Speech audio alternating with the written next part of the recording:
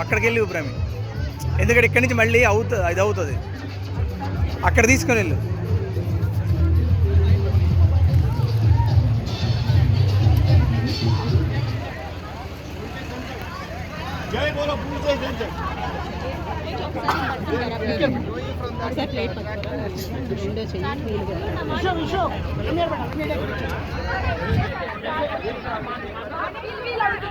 ఏం పాట కావాలి?